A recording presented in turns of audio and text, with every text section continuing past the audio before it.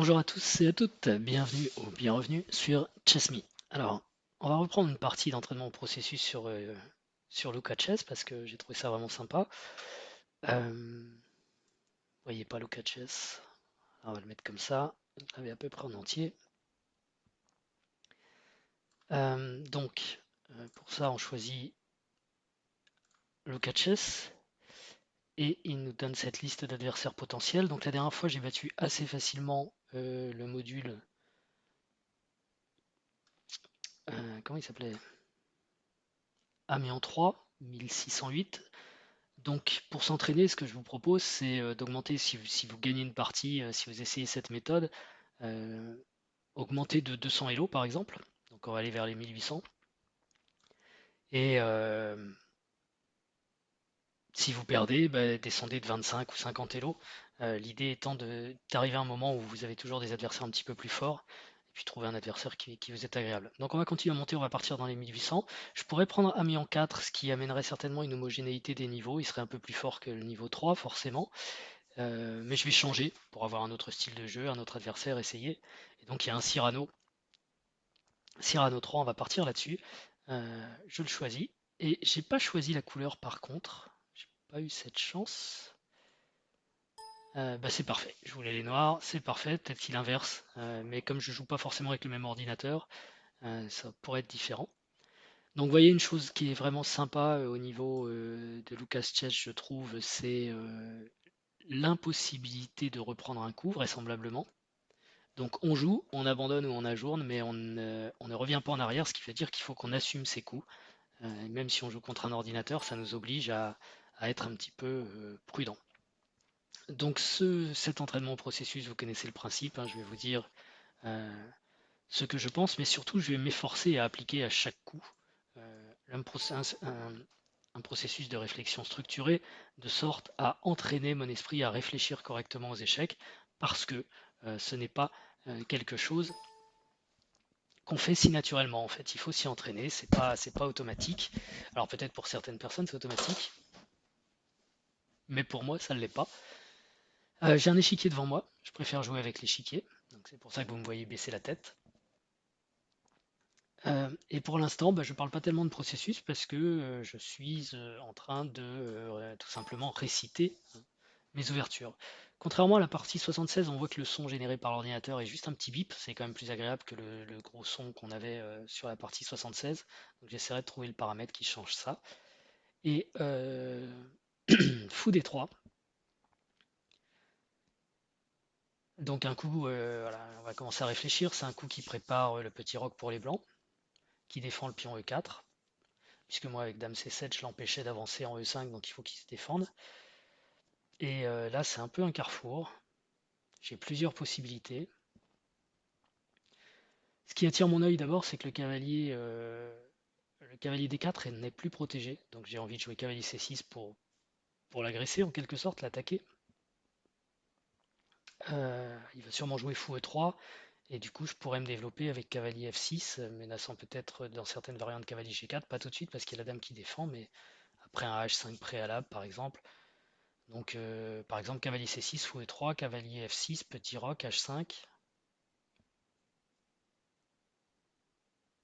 Et là, il pourrait jouer H3 ou F3, mais qui est pas un coup qu'on a envie de jouer. Et je préfère cavalier prend D4, fou prend D4 et fou C5.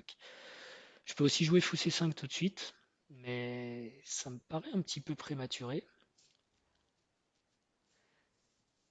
Les plans à base de fou B4, ben maintenant que le fou est en D3 et défend bien le pion E4, ça va pas être tellement efficace. On préfère garder le fou de case noire en fait pour les noirs.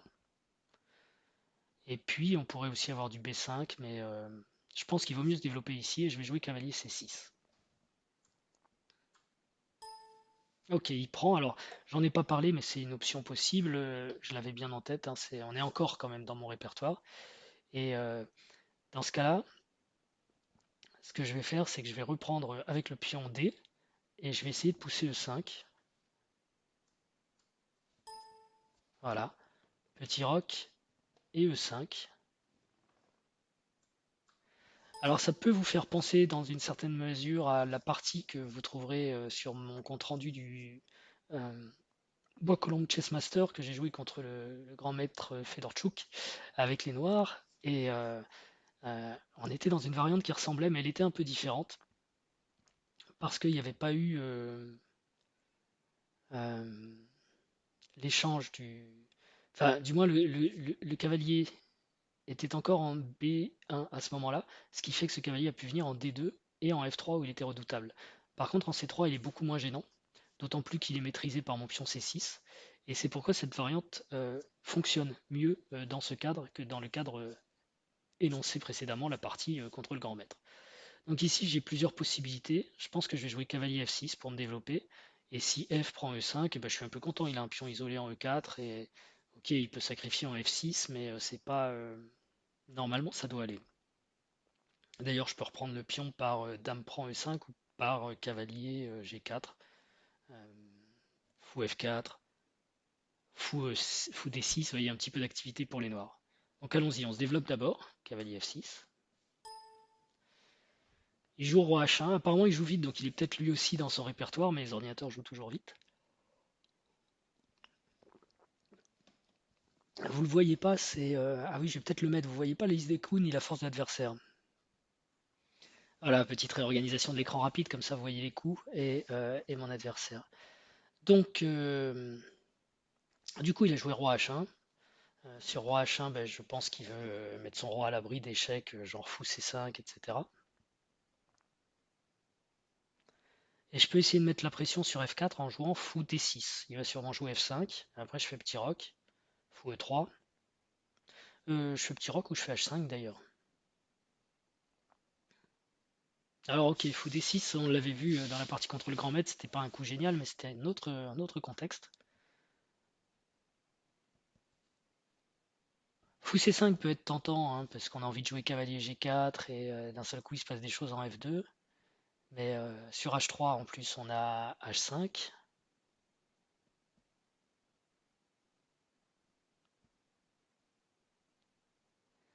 Mais finalement cette attaque semble un petit peu artificielle. J'ai beaucoup plus envie de jouer petit roc B5.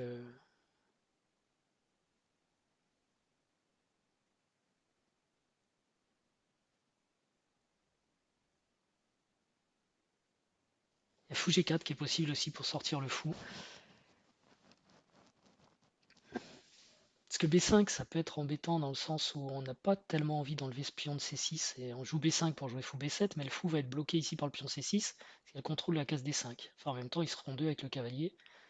Et je pense que s'il joue G5, c'est un peu une concession pour lui, F5, pardon, parce que il laisse sa colonne fermée. Il va falloir qu'il joue G4 pour attaquer plus. Et en fait, après F5, j'ai bien H4, H5 quand même, qui empêche G4, qui ralentit G4, et qui dans certaines variantes permet cavalier G4. Donc c'est pour ça que j'aime bien fou D6. Ça paraît bizarre, mais ça force un petit peu F5. Et bien sûr, il y a pas de cavalier B5 qui viendrait nous embêter parce qu'il y a les pions C6 et A6 qui bloquent.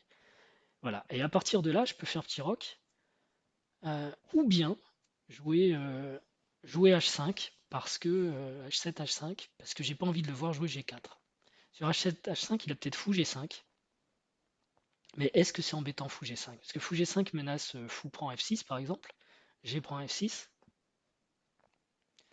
mais avec cette colonne G ouverte, je peux jouer là tout de suite d'ailleurs, je peux jouer fou D7 et donc si fou G5, H6, fou prend F6, G prend F6, on aurait par exemple un coup comme grand roc et les deux tours qui attaquent sur la colonne G, ça pourrait être très très intéressant pour les noirs quoi. Donc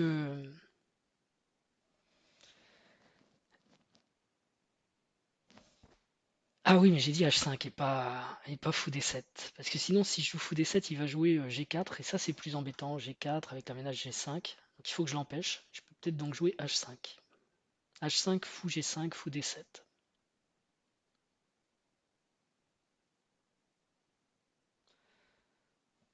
Fou prend F6, G prend F6, fou E2. Menace de prendre le pion H5, je pense que je m'en moque complètement. Je fais grand roc, fou prend H5. Et,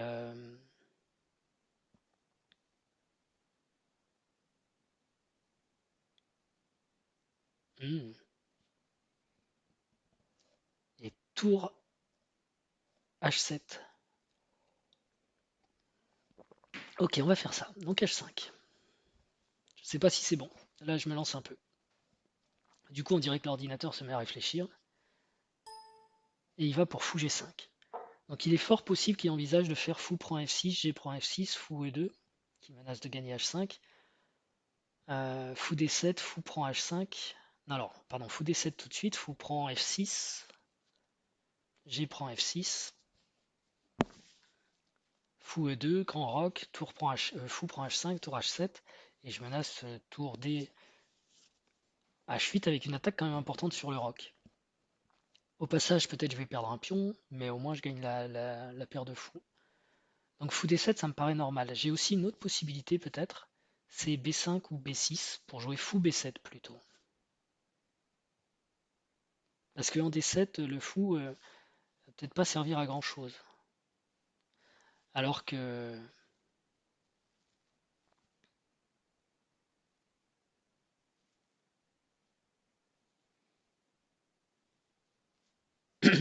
en B7, il pourrait être plus utile.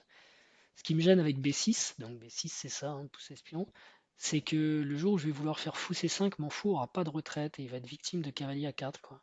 Alors que là, si un jour il y a un cavalier A4, je peux faire B5 quasiment avec tempo.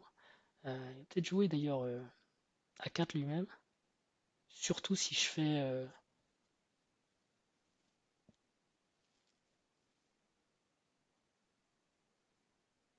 Ouais, c'est délicat, hein.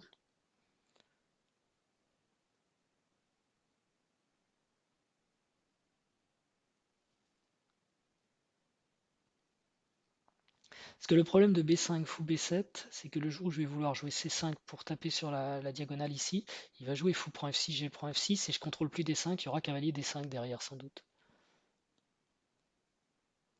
Ok, on peut toujours jouer fou D7 et si un jour je suis prêt, je ferai C5 et fou C6. Sinon j'aurais peut-être du G6 aussi. Là vraiment clairement je pars vers du grand roc. Euh,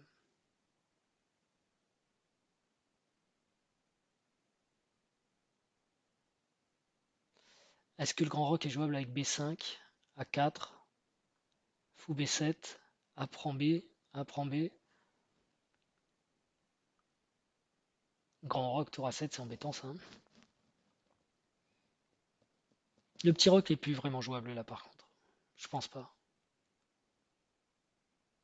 Ok, on va se développer, on va jouer fou D7. De toute façon sur fou D7, je vois pas de coup d'attaque délirant.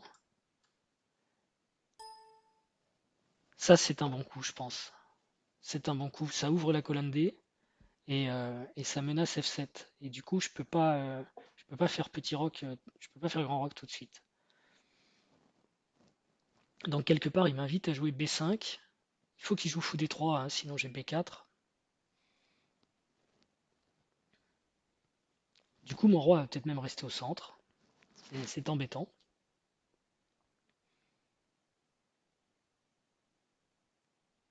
Bah, j'ai peut-être B5 ici. B5, fou B3, A5.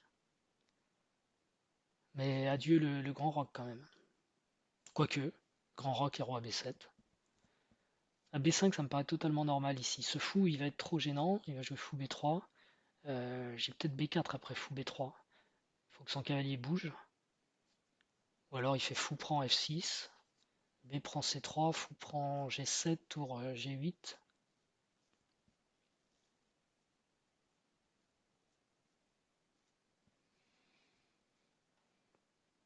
Je suis pas sûr de ce qui se passe ici, hein.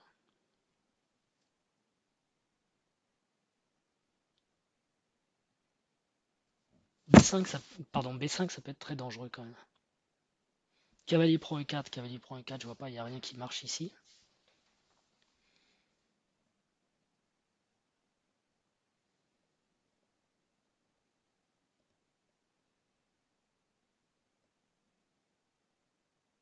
Et j'ai malheureusement pas B5, fou B3, C4, C5, pardon, parce qu'il y aurait cavalier, enfin fou prend F6, G prend F6 et cavalier D5 qui attaque madame, qui attaque le pion F6, qui est très embêtant.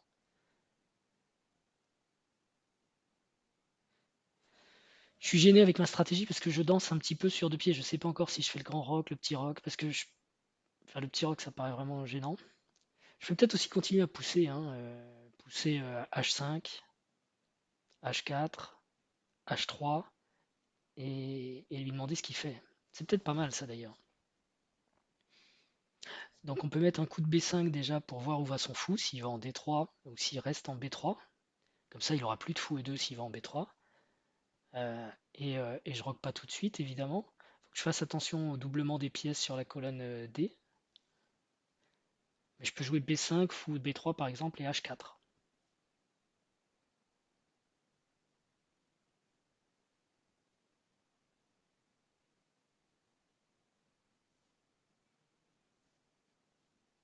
J'ai peut-être aussi du cavalier G4. Mettons H3, dame B6. Dame E1.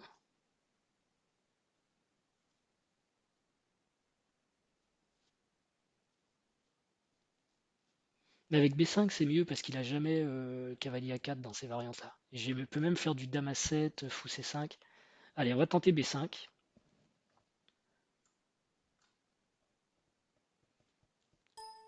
Ok, il veut garder la pression sur F7, je pense que c'est la bonne option pour lui. Euh, alors est-ce que je lance A5 pour voir s'il fait A3? Peut-être j'aime bien A3 parce que A4 est plus embêtant. Ici sur B4, je pense pas que je puisse gagner un pion parce qu'il va faire en intermédiaire fou prend F6. Et si B prend C, fou prend G7, tour G8, fou H6 ou fou F6.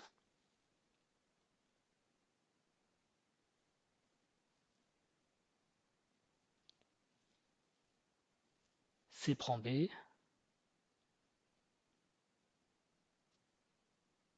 Ça se regarde quand même, hein, c'est intéressant.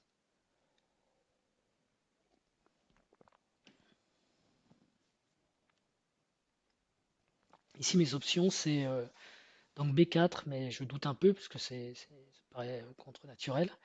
Je peux avoir du fou C5, parce que là il sert plus à rien mon fou. Et fou C5, ça me donne peut-être même des options de grand rock après, fou prend F7 et fou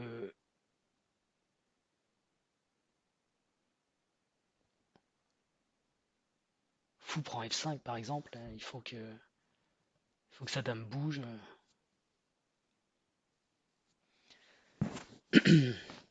Donc fou C5 est une option réelle. Et j'ai aussi H4. Donc ça fait beaucoup beaucoup d'options ici. H4 avec l'idée tout simplement H3. Et s'il joue H3 lui-même, bon il bloque mon pion et il peut jouer dame E1, il va gagner le pion peut-être. Il aura joué juste H3 et il fera fou prend H4, fou G3. J'ai pas l'impression que ce soit super pour moi. Fou C5, je replace une pièce qui joue pas. Bon, de toute façon, je peux pas faire le grand rock pour l'instant, hein. Euh, je libère un peu la colonne D parce qu'il y a de l'embouteillage. Et éventuellement, je menace grand rock. Fou prend F7, fou prend F5. Donc, je sais pas si c'est trop à mon avantage cette histoire de fou prend F5. Parce qu'après, il y a dame F3 peut-être. Ouais. Donc, je menace pas vraiment grand rock.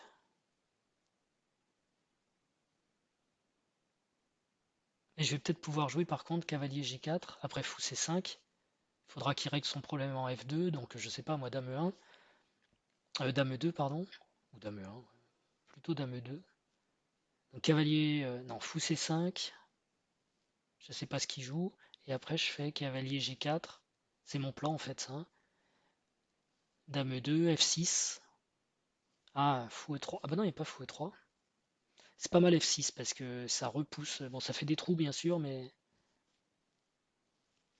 ok, on va essayer de jouer F6 et grand rock alors, ça va être ça mon plan. Donc la partie B4 je laisse tomber, ça me paraît dangereux, B4, fou prend F6, B prend C3, c'est là que ça m'embête parce que j'ouvre un peu ma structure en fait à l'aile dame et à l'aile roi. Fou prend G7, tour G8, fou F6, C prend B2, tour B2 et je suis pas clair de savoir ce que j'ai gagné quoi. J'ai peut-être tour D8 tout de suite en disant je rock pas. Mais bon, fou C5 un jour ou l'autre faut le jouer donc je vais peut-être le faire tout de suite. Fou C5, qu'est-ce qu'il peut faire? Donc s'il répond fou prend F6, G prend F6 et après j'ai tour H7, ça va. Il peut jouer pour un coup comme A4.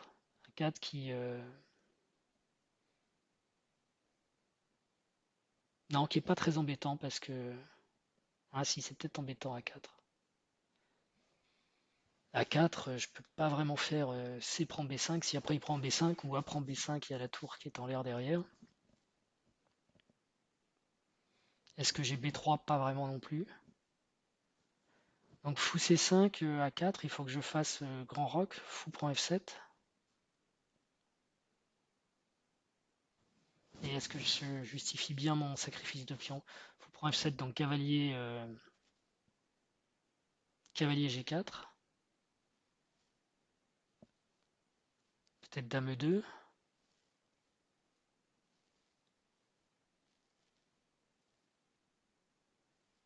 Ah, ou fou prend F5. Donc je suis sur... ici je joue fou C5, A4, grand roc. Fou prend F7. Ah non, il a un autre coup sur grand roc aussi. Il a A prend B5, A prend B5. Tour A8 échec. Très embêtant. Quoique. Hmm. Ah si, ça a l'air embêtant quand même. Donc sur A4, il faut que je joue B4 suivi de A3 quoi. On chasse le cavalier. Ok, je peux la jouer comme ça. Donc du coup, mon coup utile, c'est fou C5. Ok, A4. Bon, je suis content, au moins j'analyse des coups qui ont du sens, il semblerait. Et donc là, grand roc, ça marche pas, j'ai dit. Il menace donc de prendre mon pion. Mon problème, c'est qu'il menace, voilà, je vais le faire dans l'ordre, hein. Sa menace, c'est pion prend B5. Et s'il fait ça, j'ai pas de bonne reprise. Soit je reprends avec le pion A et du coup c'est tour prend A8, échec, donc ça va pas du tout. Même après un grand roc, ce serait tour A8 échec et c'est embêtant. Donc si je reprends du pion C, il a des coups comme fou prend F6, G prend F6 et cavalier D5 qui est plutôt irritant. Donc j'ai pas de bonne reprise, donc je peux pas le laisser prendre. Donc soit je prends moi-même, mais prend A, qui me paraît casser ma structure, et après cavalier A4, je suis pas forcément cavalier A4, fou A7. C'est pas forcément quelque chose qui me plaît beaucoup, quoique le cavalier en A4 se retrouve un peu hors jeu, mais j'ai plus grand roc.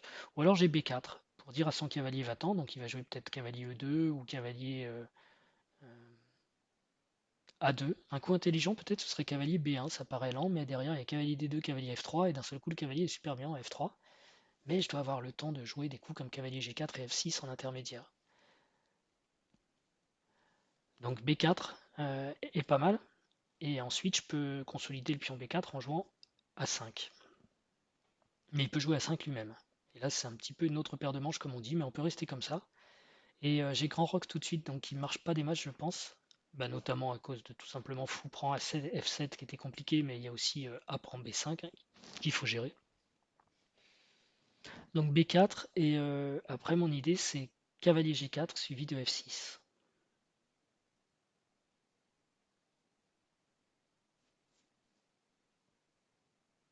Allez, on va tenter ça, B4.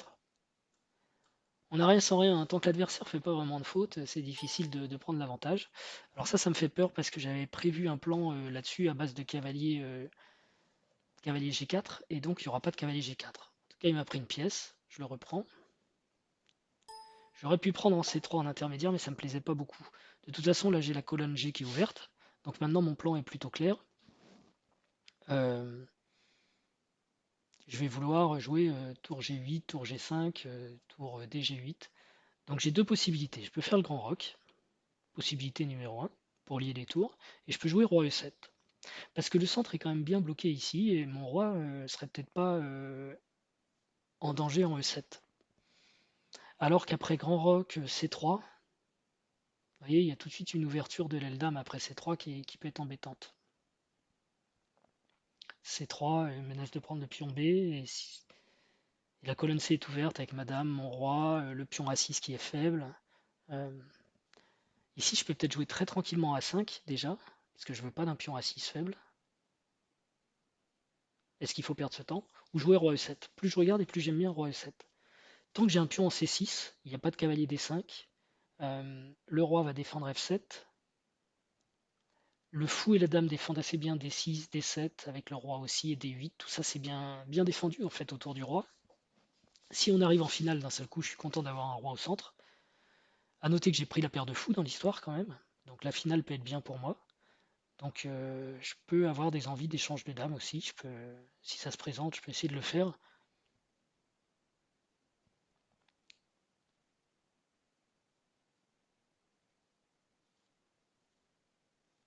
Son prochain coup, c'est quoi? Il peut avoir cavalier G3, quel cas je jouerais peut-être H4, cavalier H5, et là je suis content d'avoir un roi en E7. Je pourrais jouer tour G8, suivi de tour G5. Et boum, on attaque sur G8. C'est dangereux d'attaquer avec le roi au centre, mais je trouve que le centre est quand même bien fermé, et je vois pas de levier, et ça va être difficile pour lui de passer. Peut-être par la colonne C. Allez, je joue risqué parce que je joue pas assez souvent risqué. Mes tours sont liés. Ok. Cavalier G3, j'avais vu, donc sur cavalier G3, je peux avoir H4. Et du coup, mon roi est justifié en E7, il va jouer cavalier H5 peut-être, ou cavalier revient en E2, auquel cas j'ai gagné du temps. Et sur cavalier H5, je joue tour G8, avec l'idée tour G5, qui attaquerait le cavalier, qui devrait bouger, parce qu'il ne pourra pas le défendre une deuxième fois.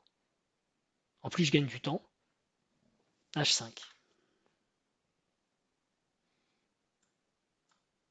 Après, il n'y a qu'un truc à regarder, si quand le cavalier est en H5, est-ce qu'il peut se sacrifier en F6? Roi prend F6, et après, mon roi est très très mal.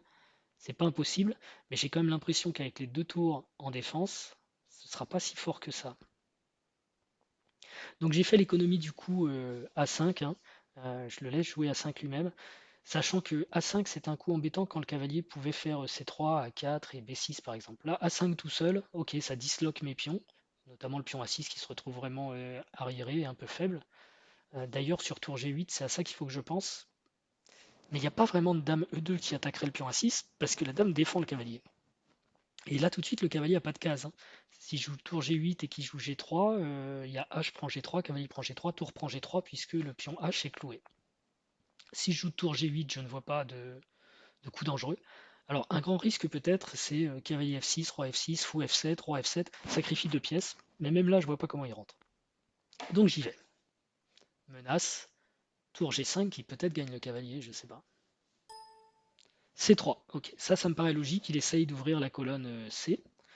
Euh, Alors, je peux rentrer en mode défense parce qu'il m'attaque quelque chose, mais il l'attaque pas très fort, c'est un petit pion, hein. Donc j'ai plusieurs possibilités. Je peux prendre, je peux ne rien faire parce que C prend B, fou prend B4, et ma foi ça va.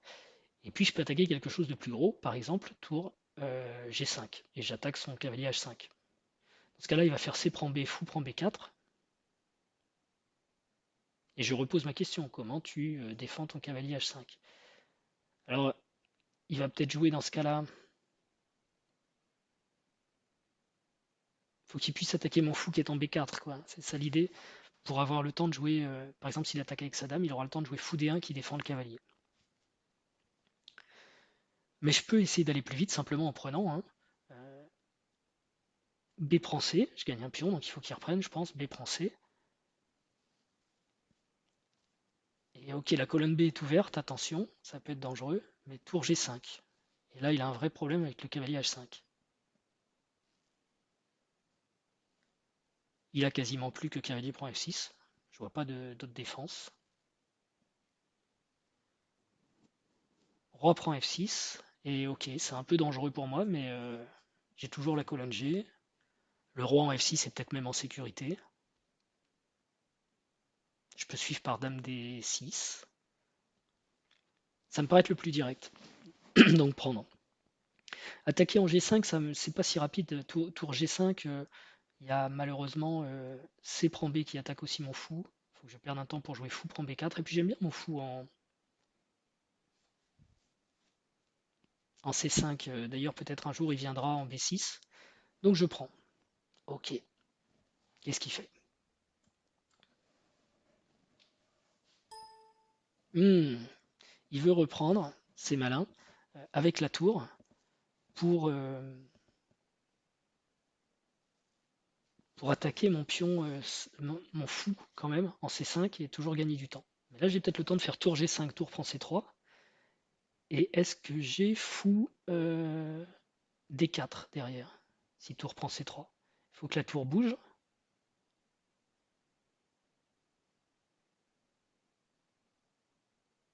Ça m'a l'air pas mal ça. Après, il peut y avoir des trucs comme tour D3, mais j'aurais fou D4, enfin. Parce que j'ai une faiblesse en D7 aussi, attention, hein. C'est sûr que B prend C, bah, de toute façon, les blancs essaient de créer du contre-jeu ici. Mais voilà, moi je veux prendre cette pièce. On verra bien. Donc le seul truc qu'il faut faire quand on veut jouer ici tour G5, c'est vérifier où la dame peut aller avec tempo, parce que il a fou D1 derrière qui défend le cavalier. Enfin quoique, il y a encore tour prend H5, fou prend H5 et tour prend H5 qui gagnerait 2 pièces pour une tour. Mais je vois pas de tempo de la dame. Dame C2, bah, ça libère pas le fou de toute façon. Il pourrait avoir fou C4, essayer de gagner encore du temps sur le pion A6 faible. Je peux jouer fou C8, hein. Enfin, non, je peux pas. Allez, tour G5. Alors j'ai regardé quand même, j'en ai pas parlé, mais j'ai regardé vite fait dans ma tête, C prend B2, C prend B2, tour prend C5, et je vois pas bien comment j'arrive à exploiter mon pion B2. Quoique, attendez, je vais regarder plus précisément, parce que, regardez, C prend B, tour prend C5, j'ai quand même dame B6 derrière. Ah mais le fou B3 est défendu, il a même tour C3, non ça marche pas. Donc tour G5, allez, on lui demande ce qu'il fait de son cavalier. Il peut pas défendre le cavalier, donc il décide de prendre le pion, il attaque mon fou pour l'instant. Donc je vais peut-être pas prendre le cavalier tout de suite. J'espère qu'il n'y a pas une combinaison qui m'aurait échappé. J'ai deux possibilités tempo. J'ai fou D4, que j'aime beaucoup parce que ça ferme la colonne D qui mène à mon roi. Et fou B4, qui est pas idiot non plus parce que euh, ce fou tiendrait des cases intéressantes comme E1, D2. Mais bon, quelque part, le fou doit être plus fort en D4 et j'ai peut-être même C5 derrière pour consolider un peu tout ça. Il faut qu'il bouge la tour. Alors où va-t-il mettre la tour? Je sais pas. Peut-être il va faire cavalier prend F6 pour ne perdre qu'une qualité. Mais je jouerai roi prend F6 peut-être, hein. Fou D4. Il y a des coups comme fou D5 qui peuvent être embêtants un petit peu, mais je suis pas obligé de prendre. Ouf, G4. Ah, c'est comme ça qu'il libère son. Ah, d'accord. Ah, c'est intéressant. C'est pas mal ce qu'il vient de faire. Donc je disais qu'il pouvait pas jouer G3 ou G4 parce qu'il y a le pion H qui est cloué, mais là il défend aussi la case G4, la case G3, pardon, avec sa tour C3. C'est-à-dire que si je fais H prend G, qu'est-ce que j'ai envie de jouer hein, tout de même, H prend G, il peut faire cavalier prend G3, et si tour prend G3, il fait tour prend G3. Par contre, si H prend G, cavalier prend G3, j'ai peut-être fou prend C3, intermédiaire, et si B prend C, tour prend G3, et là j'ai gagné beaucoup là. Donc sur H prend G, il peut faire peut-être tour prend G3,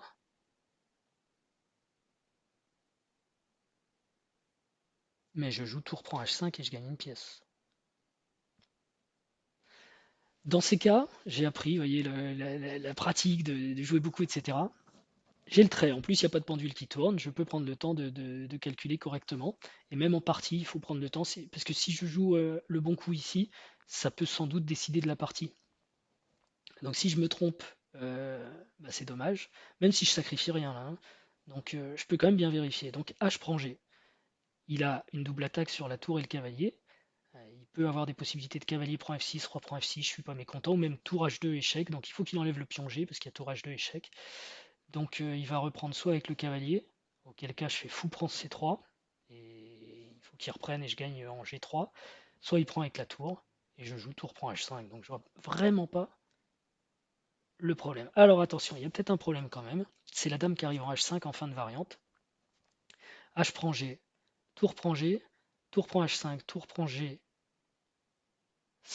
tour prend G5, ah non, il n'y a pas de dame H5.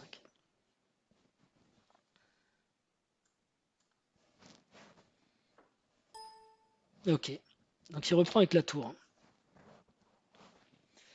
Donc ici, je peux gagner la pièce, on va dire, nette. Euh, Ça va très très bien pour les noirs, hein. Je peux gagner la pièce nette avec tour prend H5, tour H prend H5. Et s'il fait tour prend G5, je jouerai tour prend G5. Alors il a H4 après, mais bon, ça paraît artificiel. J'ai peut-être du tour G3.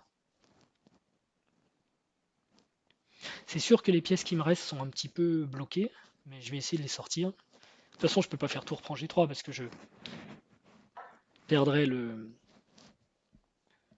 tour prend G3, cavalier prend G3, je gagne pas la pièce. Par contre, j'ai un autre coup possible aussi, c'est tour G prend H5, qui menace H2. Et s'il joue tour G7, qui est un coup intéressant, j'ai déjà fou E8 pour me défendre, et je menace quand même tour prend H2 échec, faut qu'il défende ça. Il n'a pas de tour F2, il a que du tour G2. C'est peut-être bien. Au départ, je voulais échanger les tours, mais je me rends compte que la pression sur H2, elle est peut-être plus intéressante que de laisser le pion H passer et d'aller courir pour essayer de l'arrêter, quoi. Quoi qu'aller courir pour l'arrêter, ça va être rapide aussi, hein. Tour H prend le cavalier, tour prend G3, tour prend G3, H4. Je peux jouer, donc je disais, tour G3, suivi de dame B8, avec une attaque sur le fou, faut que le fou bouge. Et ensuite, je ramène ma dame en H8 et ça doit bien se passer. Mais bon, doubler les tours sur la colonne H, le seul coup qui peut m'embêter, c'est tour G8. Et j'ai quand même facilement du fou E8. Disons que tour prend cavalier, ça menace rien, mais enfin tour H prend H5, ça menace rien, mais tour G prend H5, ça menace H2. Et il me semble que la seule défense sensée, ça peut être tour G2. Et derrière, j'ai des coups comme dame B6, tour B8. Encore une fois, à chaque fois qu'il va jouer tour G7, j'aurais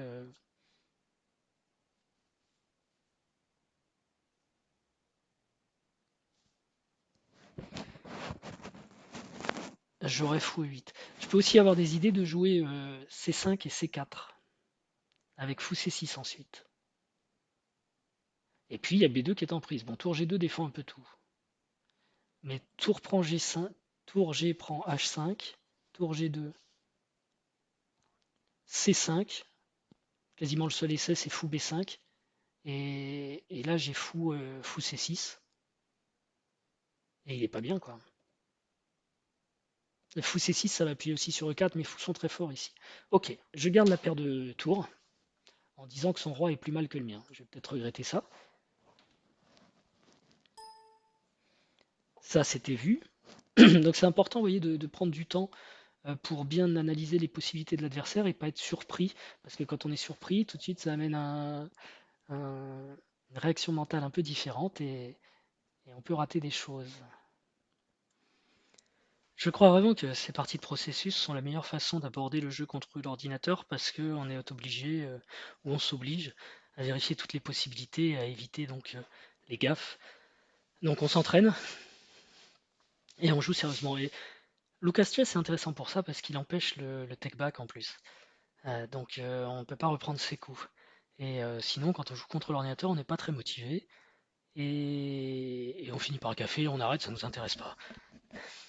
Une autre façon de s'entraîner avec l'ordinateur, c'est peut-être aussi de rejouer sans cesse son ouverture, le début, le même début, pour voir où on se fait planter et comment on peut gagner. Mais c'est une autre histoire, allez, je reviens dans la partie. Bah écoutez, ça se passe pas mal, on a gagné une pièce en tout cas. Il y a plus de résistance que sur la partie précédente. La partie 76, l'adversaire est effectivement un petit peu plus fort, 1800 plutôt que 1600, ça a l'air de fonctionner. Euh, mais là, bon, j'ai un bel avantage, maintenant il va falloir conclure. Donc l'idée,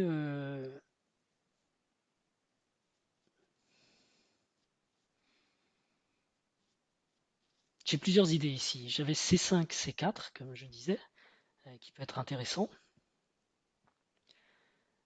Je peux aussi avoir du tour H3, l'idée étant de bloquer la faiblesse en H2. mais peut-être tour F3 qui vient compliquer les choses. D'ailleurs, tour F3 qui vient compliquer les choses dans plusieurs schémas.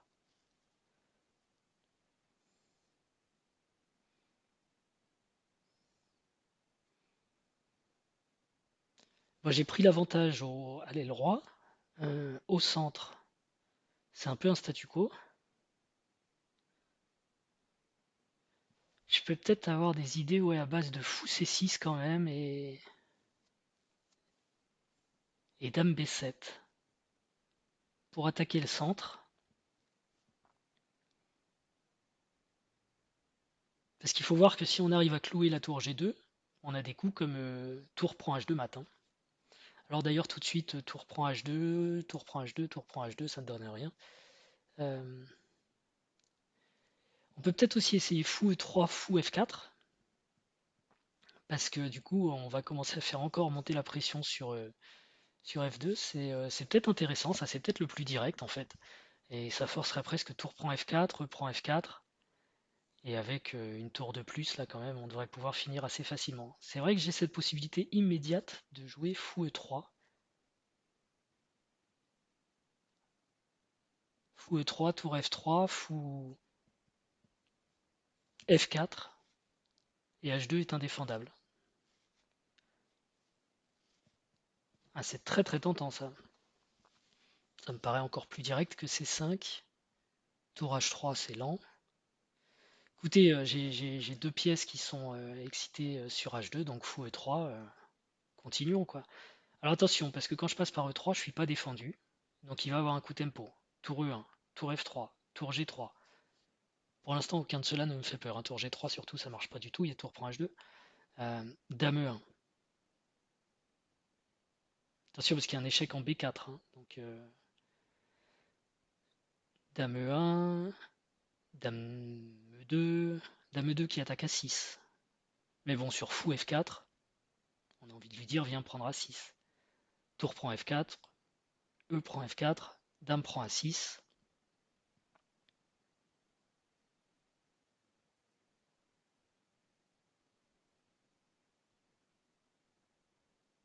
F3, parce que la dame attaque aussi après F3, elle attaque aussi H2. Ouais, c'est génial ça. Allez, fou E2. Enfin, c'est génial. C'est génial.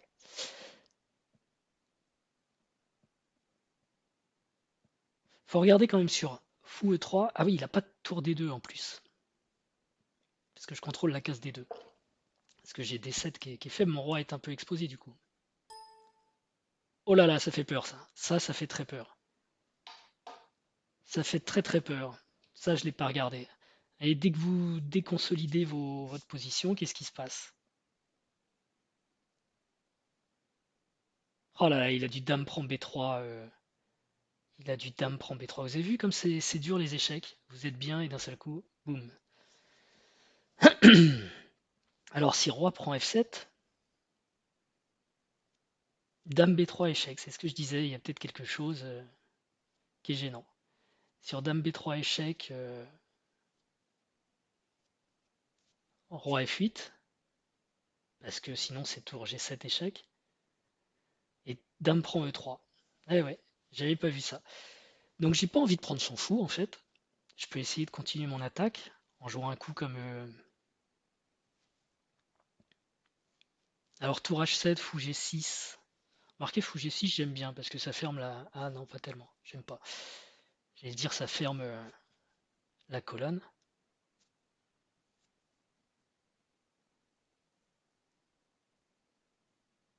J'ai peut-être tour H4. Tour H4, il a pas tour G7. S'il joue... Allez, j'ai pris un risque. J'ai quand même envie d'emmener mon fou en F4. Donc je vais peut-être jouer tour H4. Ok, je menace aussi un pion. Il a fou G6, il a dame, dame B3 évidemment, dame D3. Et derrière c'est fou F4, tour prend F4, E prend F4. Et un jour il faudra qu'il traite son fou quand même, parce que je peux aussi jouer tour F8. Donc allons-y avec tour H4. Tour G7, fou G6, tour H4. est aussi possible, mais il y a encore du dame B3 qui est embêtant. Sur fou G6, j'aimerais pouvoir jouer fou E8 par exemple. Tour H4. Je prends des risques, hein. J'ai pris un risque avec fou E3. Je regrette. Dame D3, attaque mon fou. Et menace peut-être mon pion A6.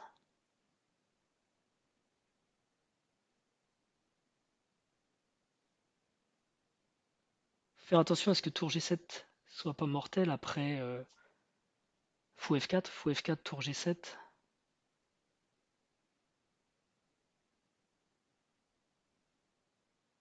Tour H2 échec, roi G1, dame B6 échec.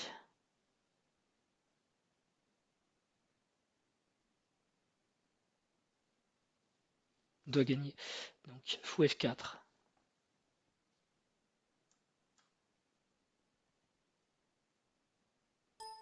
Ok, donc il prend, ça c'est logique. Et maintenant, j'ai carrément une tour de plus. Mais il y a tour G7 qui peut être dangereux et il va prendre un pion en. Il va prendre un pion en A6, donc il aura deux pions pour la tour. Mais j'ai F3 qui est une menace ici, hein,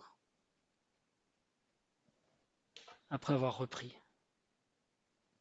Alors déjà, il faut que je prenne une fois. Donc je menace de prendre le fou en F7. Il l'enlève. Et il menace à son tour, tour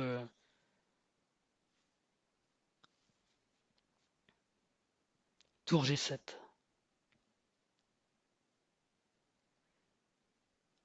En même temps, on fait des échanges, ça me rend service. Mon roi se retrouve un peu exposé.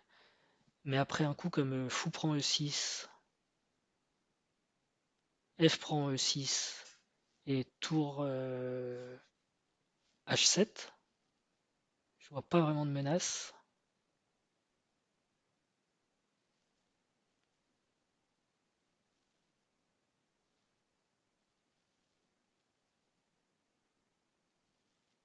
Alors fou prend E6, il y a peut-être tour G7 échec, fou F7, dame C5. Non, on peut jouer, on peut ramener une tour pour défendre. Donc je peux prendre. C'est dangereux, hein, parce que mon roi est quand même bien dans les courants d'air là.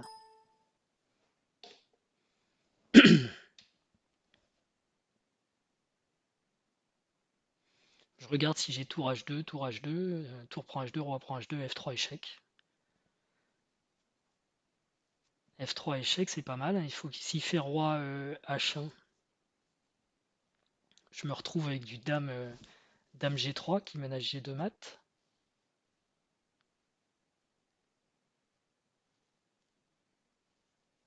C'est délicat de sacrifier la tour ici en H2 parce que je me retrouve dans une finale où on revient à égalité de matériel. F3, échec, il a peut-être roi H3. Dame F4, bon le pion F doit peut-être gagner la partie mais.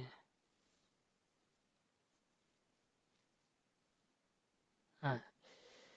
Sinon sa menace immédiate c'est tour G7 échec évidemment.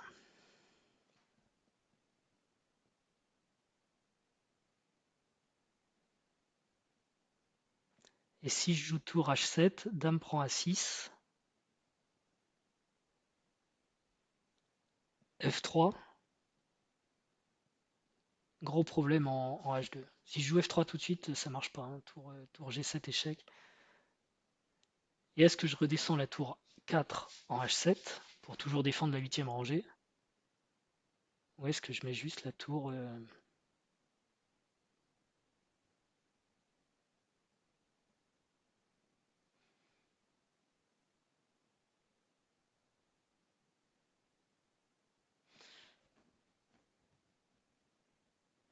4? C'est peut-être mieux la tour 4 parce que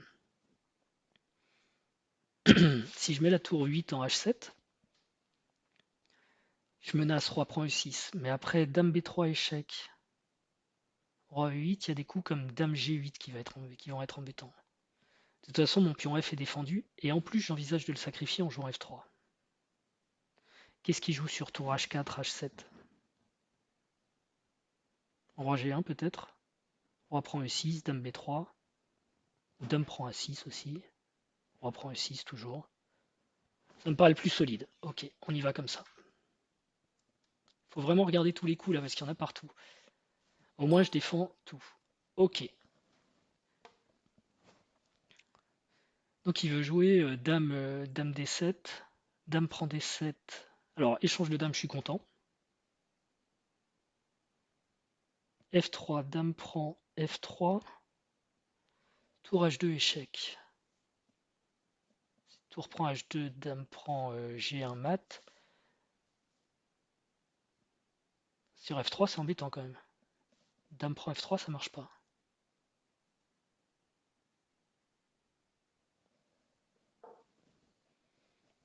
F3, pardon, faut pas que je le joue, faut que je le joue dans ma tête. Dame prend F3, donc j'ai tour prend H2, échec. Et sa tour D2 est en prise. S'il joue des coups comme dame A3 échec, je dois avoir roi prend E6.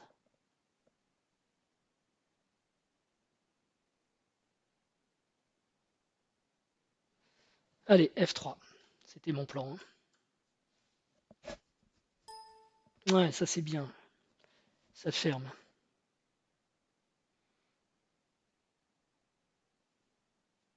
Et du coup, mon roi va être exposé. Alors peut-être que je peux prendre F prend E5. Et si dame prend F3, roi prend... Non, je peux renouveler la menace avec E4. Dame A3 échec. Roi prend E5. Enfin, roi prend E6. Parce que si tout de suite je fais dame prend E5, dame D7 échec, roi F8, dame D8 échec, roi G7, ça me paraît très compliqué. Si simplement je fais pion prend,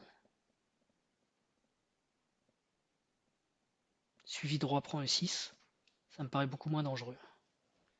Mais je vais manquer d'abri pour mon roi quand même, hein. Notez bien. Ouh, il me fait peur quand même. Il me fait peur. Il me fait très peur avec ces petits coups là.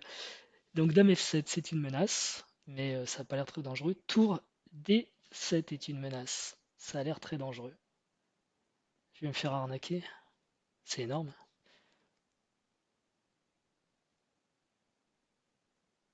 Alors je peux peut-être rendre la tour. Tour prend H2, tour prend H2, tour prend H2, roi prend H2. Et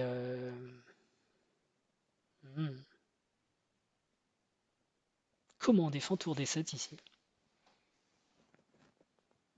Roi 8. Si dame G6 échec, roi F8. Dame F6 échec, roi G8.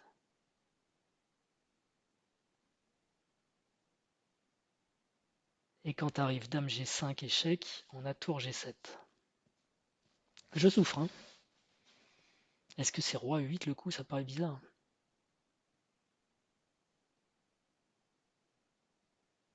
Est-ce qu'on n'a pas des idées de E4, tour D7, dame prend D7, E prend D7? Non, on n'arrive pas à défendre le pion E4.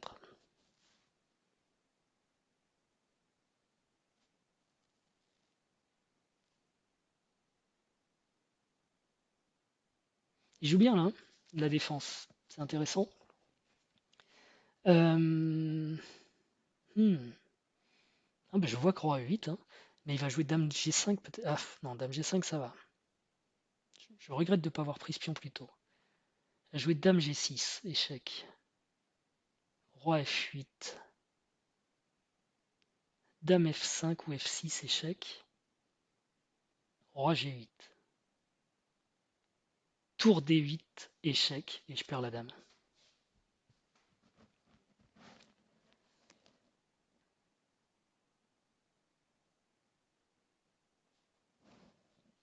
c'est dingue.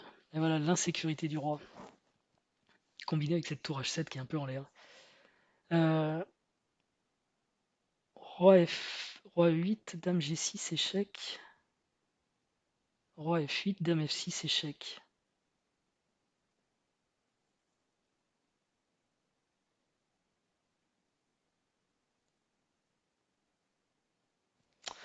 Je me suis fait avoir.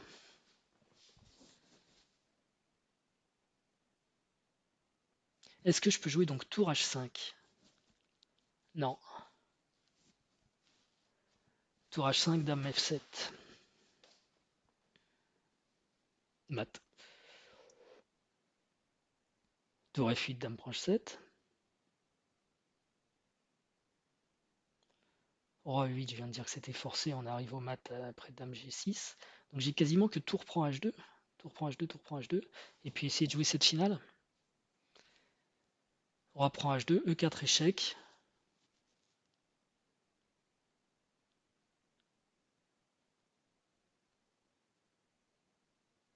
Eh ben, comme c'est triste, il a bien défendu. Les ordinateurs ne renoncent jamais.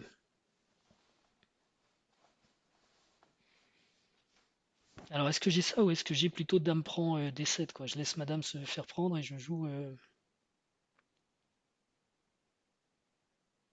E4.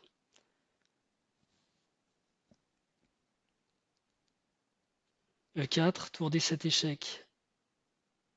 Dame prend D7, E prend D7. Tour H2 échec. Roi G1.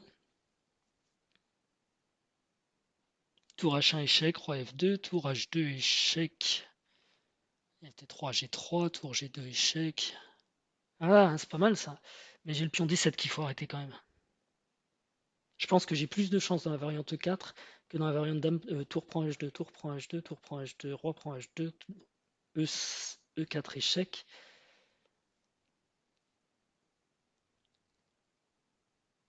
Roi H3.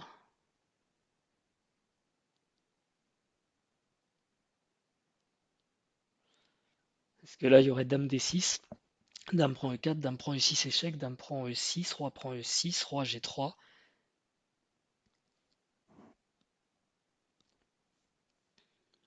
Roi D5, roi F3, roi C4. Roi E4, c'est pas clair. Je suis pas sûr de la gagner celle-là. Tour, par contre, E4, tour D7. Dame D7, E D7. Tour H2 échec. Roi G1.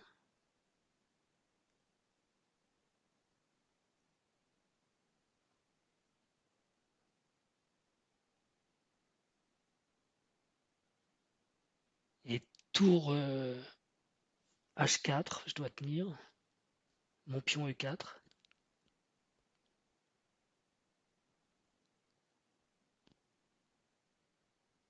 Il va sûrement me faire une volée d'échecs.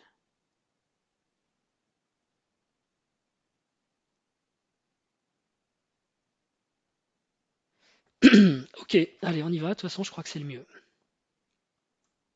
Je crois que j'ai pas trop le choix.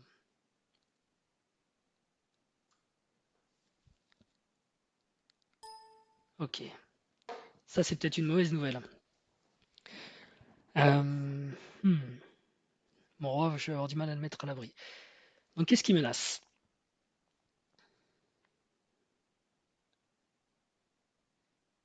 En tout cas, moi, j'ai roi prend E6. C'est le coup qu'on a super envie de jouer, hein. Après quoi, il va peut-être jouer tour dame G4 échec. Et il va falloir que je trouve un jour un moyen de mettre mon roi à l'abri, quoi.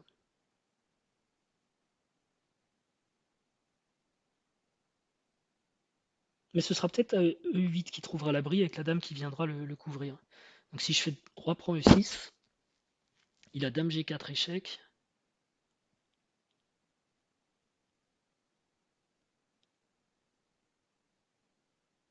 Je fais peut-être roi F6.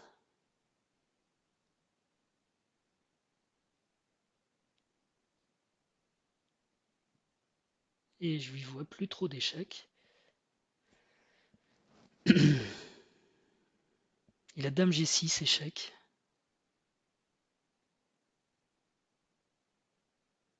Mais je reviens en E7. Ah, ça m'a l'air d'aller ça. Je sais pas, on va voir. Perpétuel, pas perpétuel. Ça dure longtemps les parties processus, hein. Ok. Donc on peut même jouer dame E5, j'allais dire on va éviter à cause de dame G3 échec, mais c'est peut-être pas si grave. Si je reviens en E7, il vient en G5, et je vais en E8. Est-ce qu'un jour je vais pouvoir parer un de ces échecs? Ah, il veut prendre en E4 avec échec, c'est ça son idée. Hmm.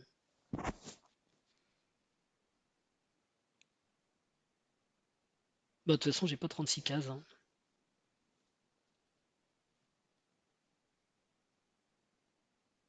Si je vais en G5, si je vais en E5, pardon, il a dame G5 échec, et je suis obligé de revenir en E6. Donc E5, ça m'apporte rien. Donc du coup, c'est E7 qui est forcé.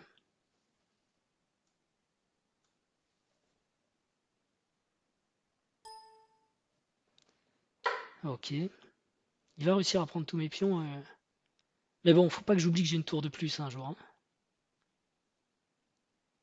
J'ai peut-être dame F8. Non, enfin, roi F8. De toute façon, c'est F6, F7 ou F8.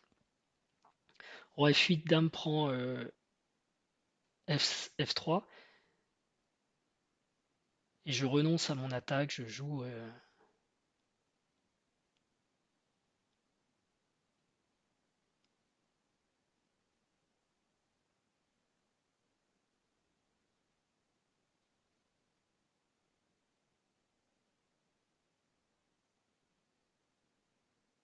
Je joue tour F7. Attention à ne pas perdre une tour, mais ça a l'air d'aller.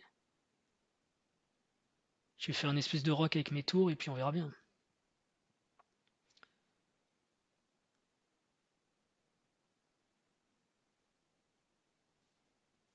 Bon, roi F8, ça me paraît le mieux quand même.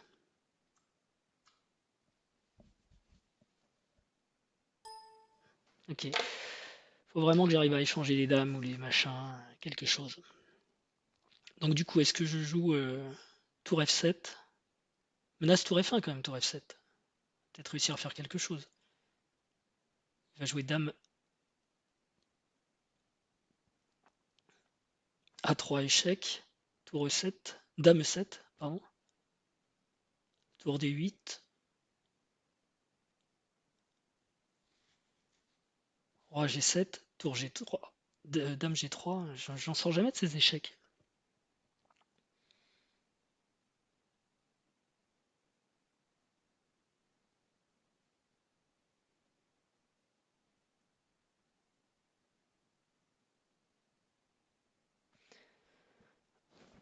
Dame F7, ça menace aussi dame F1 quand il aura bougé. Mais bon, dame F7, il y a tour D8 échec.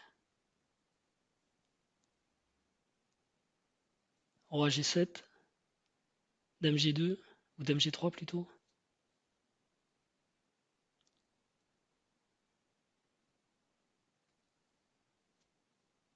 J'ai beaucoup de mal à m'en sortir.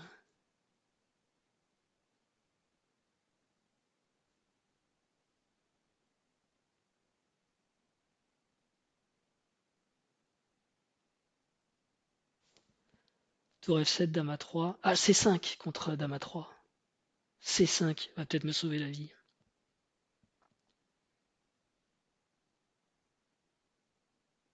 Alors que sur dame F7, dame A3, j'ai pas C5. Ah bah tour F7 alors. Tour F7, il a peut-être du dame C3, du... Mais après, je joue l'autre tour en H7. Allez, on va essayer de protéger ce pauvre roi qui souffre. Tant pis pour l'attaque. Alors, on n'a pas tour F1 après ce magnifique coup de défense.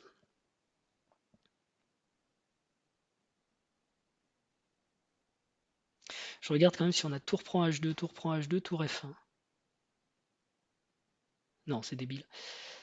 Qu'est-ce qui menace? Il menace dame D8, mais j'ai pas trop peur de ça. Dame D6, j'ai pas trop peur non plus. Et je peux peut-être jouer tour H6 pour avoir une meilleure protection et envisager peut-être tour 6, F6. Essayer d'aller attaquer.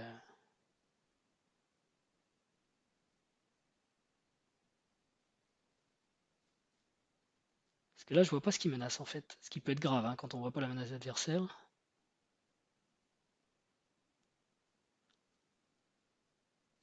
Peut-être qu'il menace dame D8. Qu'est-ce qui se passe si je joue dame F4 aussi?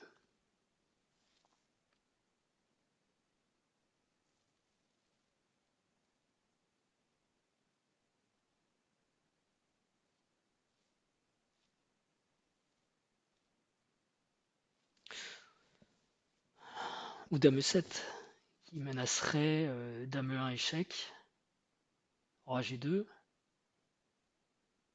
Et je pense que là son roi est trop exposé, ça va pas durer longtemps. Tour G8 échec, roi H3. Et s'il joue tour E2, quand je joue dame E7 tour E2, il y a tour F1 échec. Roi G2. Ah non, ça tient ça.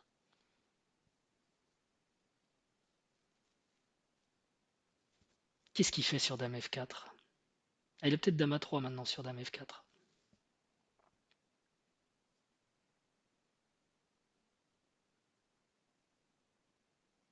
Intuitivement, je me dis que le truc important, c'est de recycler un peu la tour H8 qui est gênée, qui pourrait fermer plus de cases en H6.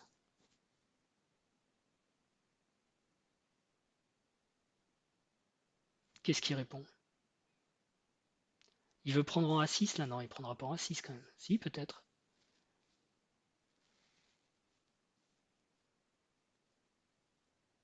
Dame prend A6. Il peut pas le faire si je joue dame F4. Dame F4, dame A3 échec.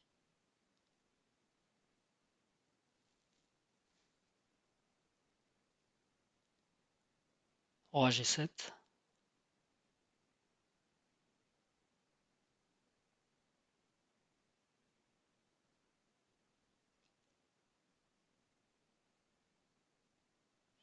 Ce que j'ai C5. L'idée de C5, c'est si je joue dame prend A6, j'ai dame B7 échec. On échange les dames et la partie est finie. Et je menace aussi de faire sortir le roi avec C5 par du dame B7 justement. Roi G1, tour G8 et je gagne. Et il n'a pas d'échec si je joue C5. Et s'il prend A6, ouais, on échange les dames et je pense qu'après ça va aller tout seul. C'est parti.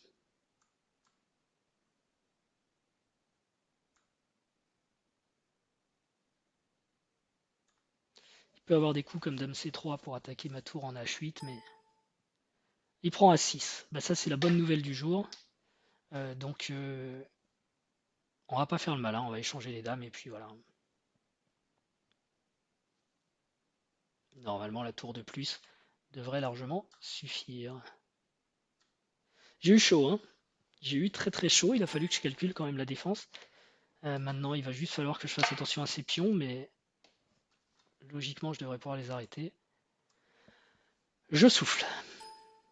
Ok, donc le premier pion s'en va. Bah, du coup, je vais peut-être pouvoir l'arrêter tout de suite. Par tour A7. Tour C7. Ouais, c'est une erreur A5, je pense. Parce que je prends A5 en défendant mon pion C5 même. Donc ça, on y va. Tour A7. Ah, quoique, tour A7, tour D5, tour prend A5, B4.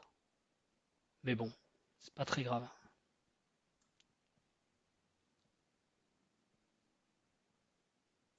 Je me demande si je dois pas essayer de garder mon pion. Genre recommencer par tour A5. Je défends mon pion. A6, tour A7, et après je rapproche mon roi.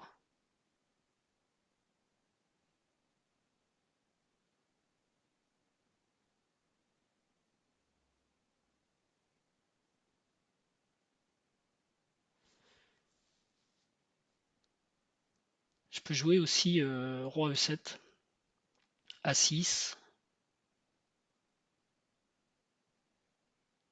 tour B5, tour B5, A6, roi E7. Et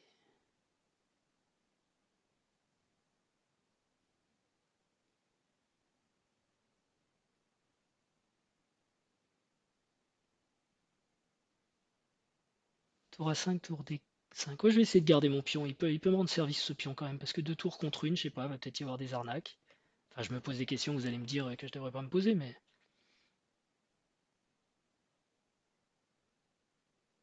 Donc je recycle la tour H, tour H5. Quoi qu'elle était bien en H8 quand même. Tour H5, tour A7.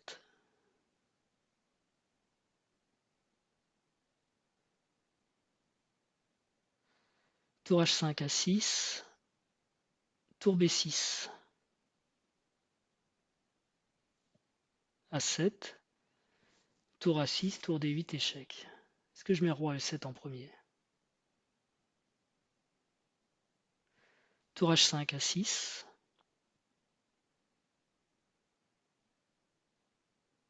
Tour A7. Tour D6.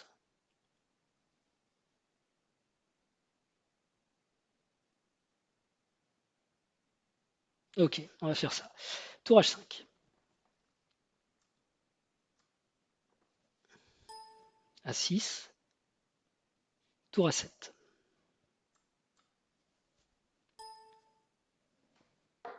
Roi E7. J'active un petit peu toutes mes pièces en fait. Ok, je lui ai laissé un pion A6, mais pour la peine, il propose nul. Alors c'est très amusant. Non, on va refuser. Tour ici. Donc, ok, il veut mettre en œuvre un petit truc pour prendre ma tour en A7. Donc j'ai tour F5 et j'ai aussi roi D8 en fait. Roi D8, tour G8, roi C7 et c'est bon. J'ai joué roi D8. Ce que je veux faire, c'est amener doucement mon roi en A8 peut-être.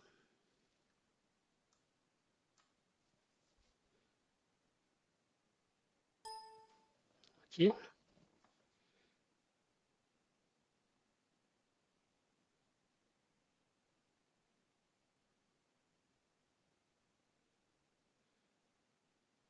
Alors est-ce que j'ai tour D5 qui menace tour D2 échec?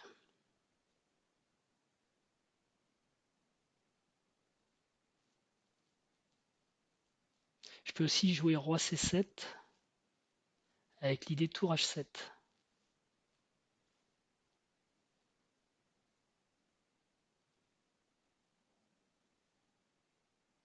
J'aime bien ça. Roi C7.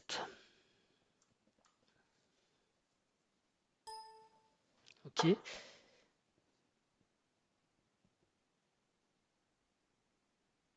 Alors je peux jouer roi B8.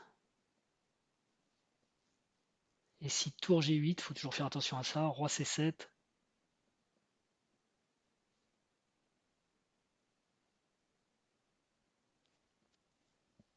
Ça se passe bien. Donc roi B8.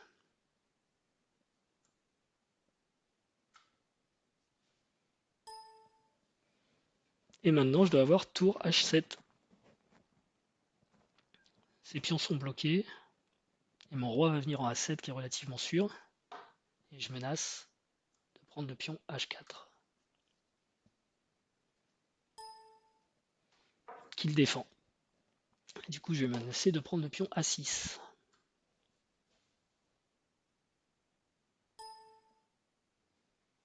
Qui défend. Et ici, on peut aller dans une finale de tour. Enfin, dans une finale de roi, de pion, on va dire, par tour prend H4, tour prend H4, tour prend H4, roi prend H4, roi prend A6. Et toute la question est de savoir si je prends B3 avant qu'il soit revenu. Donc je suis en A6, il est en H4, c'est à lui de jouer. Pour revenir, il va faire roi G3, roi B5, roi F3, roi B4, roi E3, roi P3, roi D2, roi prend B2, ça gagne pour les noirs. Mais, c'est pas sûr. Par contre, je peux forcer son roi, je peux mieux activer ma tour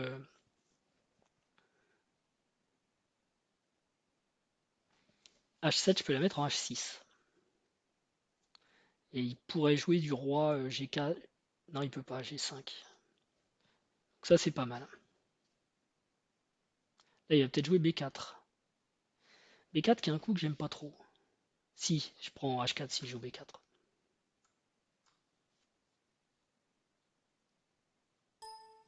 Ok, donc il est obligé de lâcher un pion. Il décide de lâcher celui-ci ou l'autre. On va peut-être prendre le pion A6 qui me gêne le plus.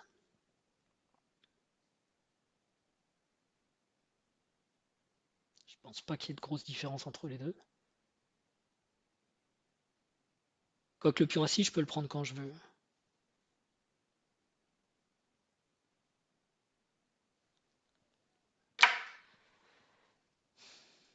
Faudrait qu'il abandonne maintenant. Ok.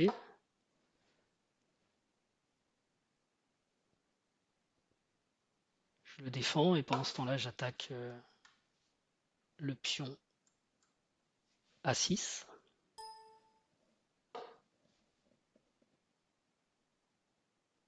Alors maintenant, la finale elle est peut-être bien avec C4. C4, tour prend H5, tour prend H5, roi prend H5, roi prend A6. Roi G4, roi B5, roi F4, roi B4, roi E4, roi B3. Non, ça passe pas encore. Ok.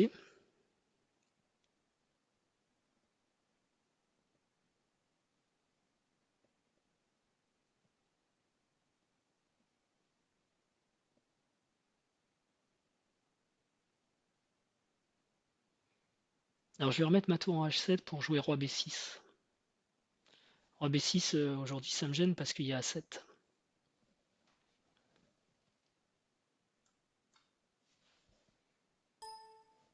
Ok. Alors roi B6, A7.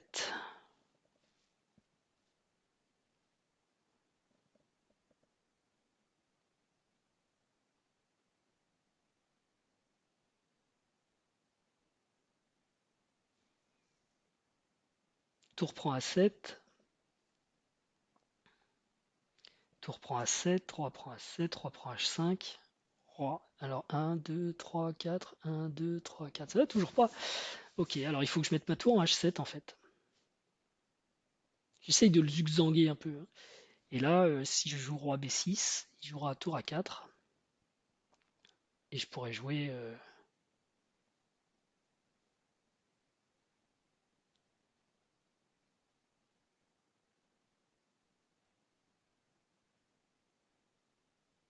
Ok, tour H7. H8.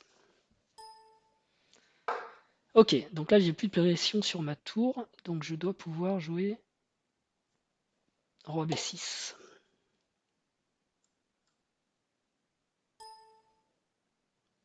Tour A2. Et tour A8.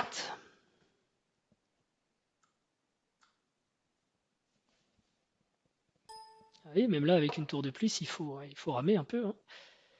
Et maintenant, peut-être que la finale de roi est directement gagnante. Tour prend A6, tour prend A6, roi prend A6, roi prend H5, roi B5, roi G4, roi B4.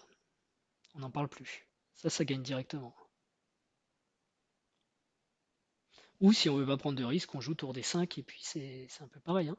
Mais bon, si ça gagne, tour prend A6, tour prend A6, roi prend A6, roi prend H5, roi B5, roi G4, roi B4, roi F4, roi B3.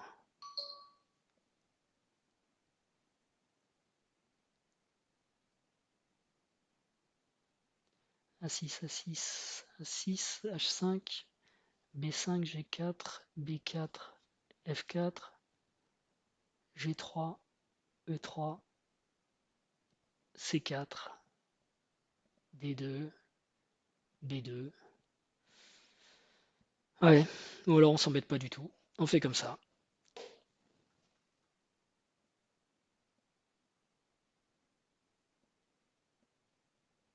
Non, je refuse d'être feignant. Allez, j'ai calculé que c'était bon, je le fais.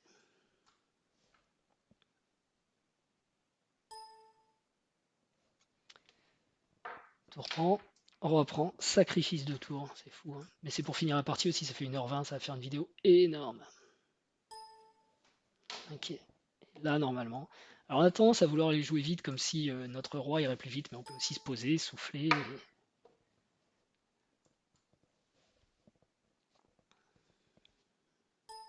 Ouais. Il renonce. Bon, sinon c'était roi F3, roi prend B3, roi E2 mettons, et on a roi C2 qui s'oppose, on descend le pion et c'est bon. Donc là ça équivaut à l'abandon.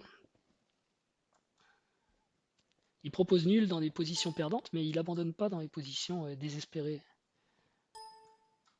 Ok, on va faire ça.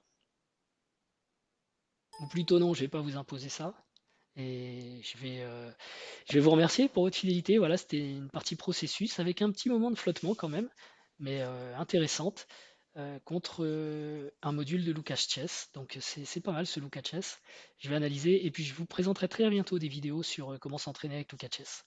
Allez, enfin s'entraîner à d'autres choses parce qu'il y a vraiment beaucoup de choses dedans. Je vous souhaite une bonne journée, je vous dis à très bientôt. Ciao.